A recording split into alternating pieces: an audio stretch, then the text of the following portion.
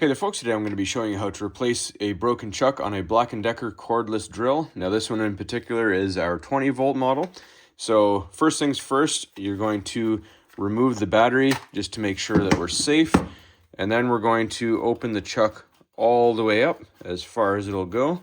And if we look down inside here, you'll see there is a Torx screw that is a Torx T20. So now what we need to do is get that screw out so the chuck can come off. All right, so we grab our Torx T20 screwdriver bit here, and our screw inside here in the chuck is going to be reverse thread. So we're going to go clockwise to the right like we're tightening.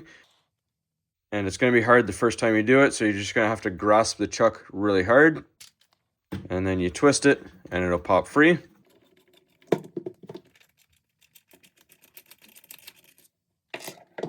And out it pops. You'll see there's some Threadlocker on there as well. All right, so for this next step, we need our battery back in our drill. And we're gonna have our chuck still open. We need to grab the biggest Allen key that will fit into the chuck. The short end will go in and we'll tighten the chuck down on it. Then you want the drill in reverse. So push the left side of the button as if you're going to loosen something. And have this against a hard surface because it will kick on you. And be prepared, don't put it in your hand because you will cause injury. So we're going to push the trigger and that will force the chuck off of the drill. So hold tight onto the drill. And you see as we pull the trigger, it comes off nice and easy. We grab our chuck, loosen it, retrieve our Allen key. Once you get your new chuck, we're going to put it back on the drill and do the reverse of what we did. So take your brand new chuck, tighten it on, and then do the same process with your Allen key. Snug that up.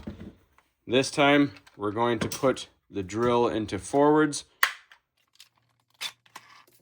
Put it against something strong. Once it gives a light kick like that, that's nice and snug. Remove that and we're good to put our Torx screw back in.